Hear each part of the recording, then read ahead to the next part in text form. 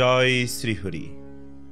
ভাগবত কথা প্রেমী সকল শ্রোতাবৃন্দকে প্রণতি জ্ঞাপন করে ও গ্রন্থরাজ শ্রীমদ্ ভাগবতের বন্দনা করে শুরু করছি শ্রীমদ্ ভাগবতের ষষ্ঠ স্কন্দের দ্বিতীয় অধ্যায় বিষ্ণুদূত কর্তৃক অজামিল উদ্ধার।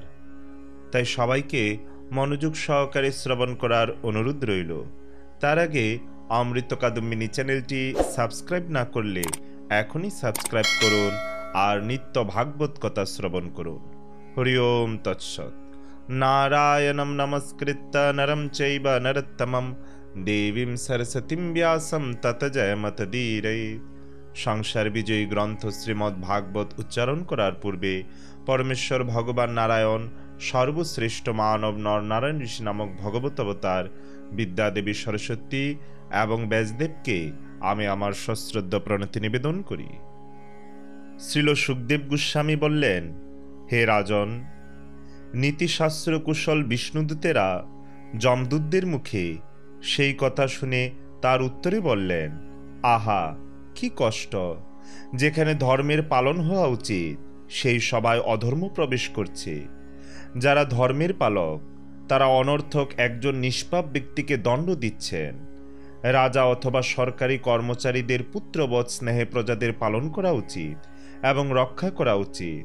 তাদের কর্তব্য শাস্ত্রের নির্দেশ অনুসারে প্রজাদের সদুপদেশ দেওয়া এবং সকলের প্রতি সমদর্শী হওয়া। যমরাজ তা করেন, কারণ তিনি হচ্ছেন সর্বোচ্চ ধর্মাধীশ এবং যারা তার পদাঙ্ক অনুসরণ করেন তারাও তাই করেন। কিন্তু তারা যদি ভ্রষ্ট হয়ে যান এবং একজন নিরীহ নির্দোষ ব্যক্তিকে দণ্ডিত করে পক্ষপাত প্রদর্শন করে, তাহলে প্রতিপালন এবং সুরক্ষার জন্য প্রজারা কোথায় যাবে? জনসাধারণ সমাজের নেতাদের আদর্শ অনুসরণ করে এবং তাদের আচরণের অনুকরণ করে। নেতারা যা স্বীকার করে প্রজারা তাকে প্রমাণ বলে গ্রহণ করে। সাধারণ মানুষের ধর্ম এবং অধর্মের পার্থক্য নিরূপণ করার জ্ঞান নেই। সাধারণ মানুষের অবস্থা ঠিক একটি অভূত পশুর মতো, যে তার পালনকর্তা প্রভুর উপর সম্পূর্ণরূপে বিশ্বাস করে তার কোলে নিশ্চিন্তভাবে নিদ্রা যায়। নেতা যদি সত্যি সত্যি সদয় হৃদয় হন এবং জীবের বিশ্বাসযোগ্য হন, তাহলে কিভাবে তিনি পূর্ণ বিশ্বাস এবং মৈত্রী সহকারে যে তার সর্বোত্তভাবে শরণাগত হয়েছে তাকে দণ্ড দিতে পারেন অথবা হত্যা করতে পারেন? অজামিল তার সমস্ত পাপ থেকে মুক্ত হয়ে গেছেন। প্রকৃতপক্ষে তিনি কেবল এই জীবনের পাপের প্রায়শ্চিত্তই করেননি, বিবশ হয়ে নারায়ণের দিব্য নাম উচ্চারণ করার ফলে তার কোটি কোটি জন্মের পাপের প্রায়শ্চিত্ত হয়ে গেছে। যদিও তিনি শুদ্ধ নাম উচ্চারণ করেননি, তবুও কেবল নামাবাসের ফলে তিনি এখন শুদ্ধ হয়ে মুক্তি লাভের যোগ্য হয়েছেন।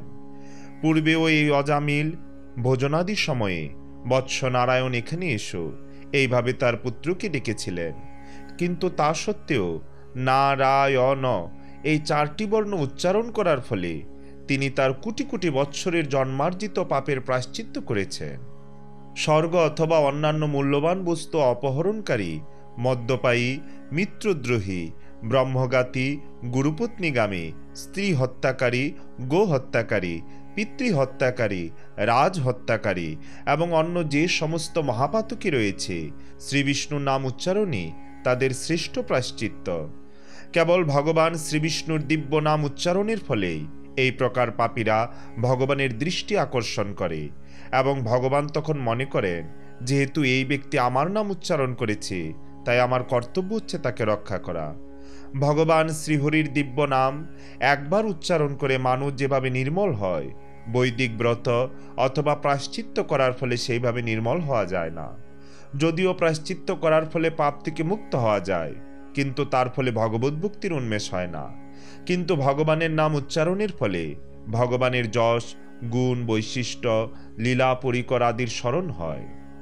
ধর্মশাস্ত্রে যে প্রায়শ্চিত্তে নির্দেশ দেওয়া হয়েছে তার দ্বারা হৃদয় সম্পূর্ণরূপে নির্মল হয় না, কারণ প্রায়শ্চিত্তের পরে মানুষের মন আবার জড়জাগতিক কার্যকলাপের দিকে ধাবিত হয়। অতএব যারা সকাম কর্মের বন্ধন থেকে মুক্ত হওয়ার অভিলাষী, তাদের পক্ষে ভগবানের নাম যশ অথবা লীলার মহিমা কীর্তনই সর্বশ্রেষ্ঠ প্রায়শ্চিত্ত বলে নির্দেশ দেওয়া হয়েছে। কারণ এই কীর্তন হৃদয়ের সমস্ত কুলুষ সর্বোত্তভাবে বিধৌত করে। মৃত্যুর সময় এই অজামিল অসহায় হয়ে অতি উচ্চস্বরে ভগবানের নারায়ণ নাম উচ্চারণ করেছেন। কেবল এই নাম উচ্চারণই সমস্ত পাপময় জীবনের কর্মফল থেকে ইতিমধ্যেই তাকে মুক্ত করেছে। অতএব হে যমদূতগণ, তাকে নরকে দণ্ডভোগ করার জন্য তোমাদের প্রভুর কাছে নিয়ে যাওয়ার চেষ্টা করো না। অন্য বস্তুকে লক্ষ্য করে হোক, পরিহাস ছলে হোক, সঙ্গীত বিনোদনের জন্য হোক, অথবা অশ্রদ্ধার সঙ্গেই হোক, ভগবানের দিব্য নাম কীর্তন করার ফলে তৎক্ষণাৎ অশেষ পাপ থেকে মুক্ত হওয়া যায়। শাস্ত্রতত্ত্ববিদ মহাজনেরা সেই কথা স্বীকার করেছেন। উচ্চ গৃহ থেকে পতিত হয়ে পথে যেতে যেতে পা পিছলে পড়ে হাড় ভেঙে যাওয়ার ফলে, সর্প দংশনের ফলে, প্রবল জ্বরে পীড়িত হয়ে অথবা অস্ত্রের দ্বারা আহত হয়ে মরণোন্মুখ ব্যক্তি যদি অবশ্যই ও দিব্য হরিনাম উচ্চারণ করে, তাহলে সে পাপী হলেও তাকে নরক যন্ত্রণা ভোগ করতে হয় না। মহর্ষিরা বিশেষ বিচার করে গুরু পাপের গুরু এবং লঘু পাপের লঘু প্রায়শ্চিত্ত বিধান করেছেন, কিন্তু হরিনাম কীর্তনের ফলে লঘু গুরু নির্বিশেষে সমস্ত পাপ থেকে মুক্তি লাভ হয়। যদিও তপস্যা, দান, ব্রত প্রভৃতি প্রায়শ্চিত্তের দ্বারা পাপীর পাপসমূহ বিনষ্ট হয়, তবু সেই সমস্ত পাপকর্ম হৃদয়ের কর্মবাসনা সমূলে উৎপাটিত করতে পারে না। কিন্তু কেউ যদি ভগবানের শ্রী পাদপদ্মের সেবা করেন, তাহলে তৎক্ষণাৎ কর্মবাসনারূপ সমস্ত কুলুষ থেকে তিনি সম্পূর্ণরূপে মুক্ত হন।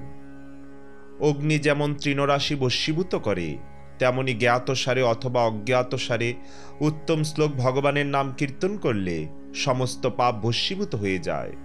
কেউ যদি কোনো ওষুধের শক্তি সম্বন্ধে অবগত না হয়ে সে ঔষধ সেবন করে, অথবা তাকে জোর করে সেবন করানো হয়, তাহলে সে ওষুধের প্রভাব না জানলেও তা ক্রিয়া করে, কারণ সেই ওষুধের শক্তি রোগীর জ্ঞানের উপর নির্ভর করে না।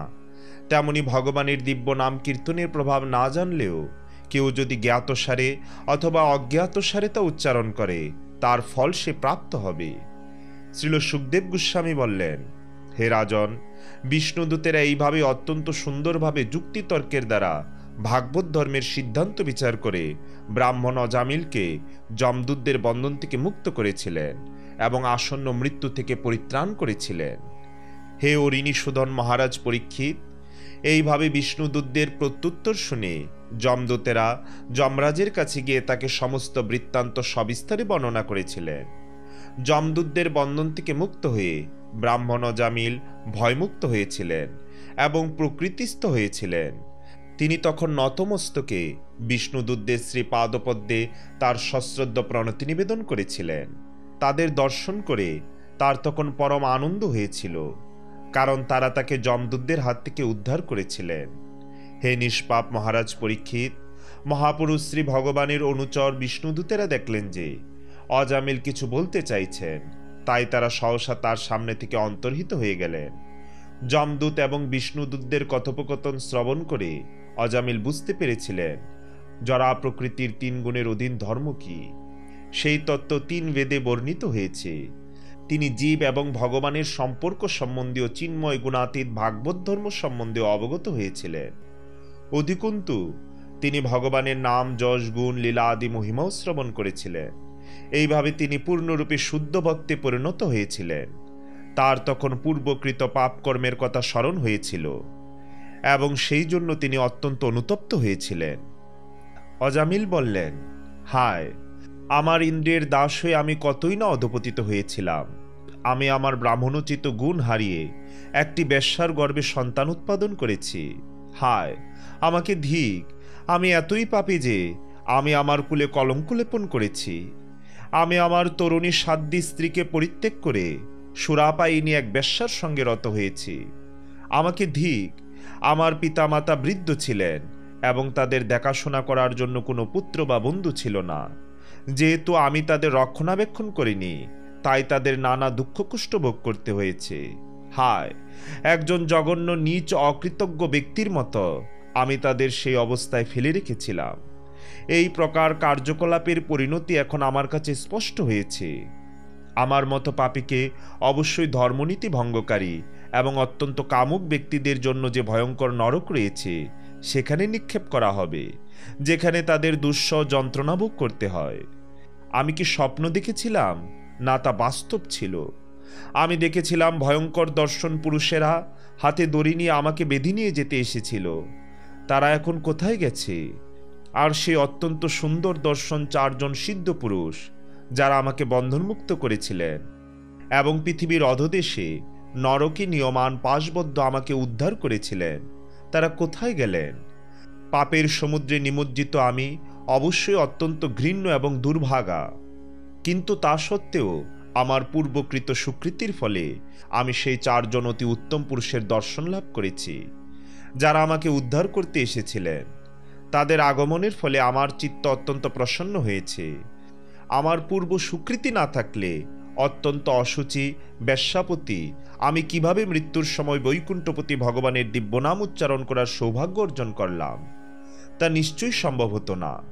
কোথায় আমি নির্লজ্জ, বঞ্চক, ব্রাহ্মণত্ব নাশক মূর্তিমান পাপ, আর কোথায় এই মঙ্গলস্বরূপ শ্রী ভগবানের নারায়ণ নাম?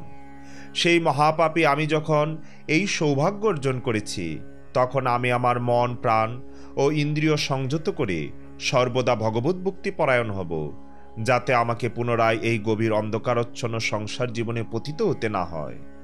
দেহাত্ম বুদ্ধি থেকে ইন্দ্রিয় সুখ ভোগের বাসনার উদয় হয় এবং তার ফলে জীব নানা প্রকার পাপ এবং পুণ্যকর্মের বন্ধনে আবদ্ধ হয়ে পড়ে। এটি জড়বন্ধনের কারণ। এখন আমি নিজেকে এই জড়বন্ধন থেকে মুক্ত করব। ভগবানের মায়েই রমণী রূপে আমাকে বশীভূত করেছে। অত্যন্ত অধপতিত আমি সেই মায়ার দ্বারা মহাচ্ছন্ন হয়ে রমণীর বশীভূত পশুর মতো নৃত্য করেছি। এখন আমি আমার সমস্ত ভোগ বাসনা পরিত্যাগ করে এই মোহ থেকে মুক্ত হব। আমি সমস্ত জীবের প্রতি সুহৃদ, হিতকারী ও করুণ হব এবং সর্বদা ভগবত ভাবনায় মগ্ন থাকব। ভক্ত সঙ্গে ভগবানের পবিত্র নাম কীর্তন করার ফলে আমার হৃদয় এখন পবিত্র হয়েছে। তাই আমি আর ইন্দ্রিয় সুখ ভোগের মিথ্যা প্রলোভনে যুক্ত হব না। এখন আমি পরম সত্যে স্থির হয়েছি। তাই আমি আর আমার দেহকে আমার স্বরূপ বলে মনে করব না। আমি দেহাদিতে আমি এবং আমার ধারণা ত্যাগ করে ভগবানের শ্রী পাদপদ্মে আমার মনকে নিবিষ্ট করব। ক্ষণমাত্র ভক্ত সঙ্গ অর্থাৎ বিষ্ণুদূতদের সঙ্গ প্রভাবে অজামিল দৃঢ় সংকল্প সহকারে দেহাত্ম বুদ্ধি থেকে মুক্ত হয়েছিলেন। এইভাবে সমস্ত জড় আসক্তি থেকে মুক্ত হয়ে তিনি হরিদ্বারে গমন করেছিলেন। হরিদ্বারে অজামিল একটি বিষ্ণু মন্দিরে আশ্রয় গ্রহণ করে ভক্তিযোগ সাধনে প্রবৃত্ত হয়েছিলেন।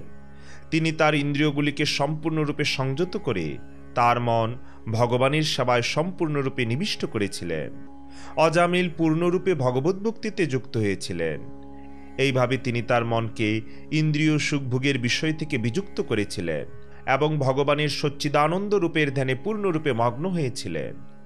যখন তার বুদ্ধি এবং মন ভগবানের স্ত্রীরূপে নিবদ্ধ হয়েছিল, তখন ব্রাহ্মণ অজামিল আবার তার সম্মুখে 4 জন দিব্য পুরুষকে দেখতে পেলেন। তাদের তিনি পূর্বদৃষ্ট 4 জন পুরুষ বলে চিনতে পেরে মস্তক অবনত করে প্রণাম করলেন। বিষ্ণুদূতদের দর্শন করে অজামিল হরিদ্বারে গঙ্গার তীরে তার জড়দেহ ত্যাগ করেছিলেন। তিনি তার চিন্ময় স্বরূপ প্রাপ্ত হয়েছিলেন, যা ভগবত পার্শ্বদের উপযুক্ত ছিল। বিষ্ণুদূতদের সঙ্গে স্বর্ণ নির্মিত বিমানে আরোহণ করে অজামিল আকাশমার্গে লক্ষ্মীপতি ভগবান শ্রী বিষ্ণুর ধামে গমন করেছিলেন। অজামিল ছিলেন ব্রাহ্মণ, কিন্তু অসৎসঙ্গের ফলে তিনি ব্রাহ্মণোচিত অনুষ্ঠান এবং ধর্ম পরিত্যাগ করেছিলেন। অধপতিত হয়ে তিনি চৌর্যবৃত্তি, সুরাপান এবং অন্যান্য সমস্ত জঘন্য কার্যে লিপ্ত হয়েছিলেন। তিনি একটি বেশ্যাকেও একজন রক্ষিতা রূপে রেখেছিলেন। তার ফলে যমদূতেরা তাকে নরকে নিয়ে যাচ্ছিল, কিন্তু নারায়ণের নামাভাস উচ্চারণের প্রভাবে তিনি তৎক্ষণাৎ যমপাশ থেকে মুক্ত হয়েছিলেন। অতএব যারা জড়জগতের বন্ধন থেকে মুক্ত হওয়ার অভিলাষী, তাদের কর্তব্য যে ভগবানের শ্রীপাদপদ্মে সমস্ত পবিত্র তীর্থ বিরাজ করে সেই ভগবানের নাম, যশ, রূপ, লীলা আদির মহিমা কীর্তন করার পন্থা অবলম্বন করা। পুণ্য প্রায়শ্চিত্ত, মনোধর্মী জ্ঞান এবং অষ্টাঙ্গ যোগ ধ্যান আদি অন্যান্য পন্থায় যথার্থ লাভ হয় না, কারণ এই সমস্ত পন্থা অনুশীলন করার পরেও রজ এবং তমগুণের দ্বারা কলুষিত মনকে সংযত করতে সমর্থ না হওয়ার ফলে মানুষ পুনরায় সকাম কর্মে লিপ্ত হয়।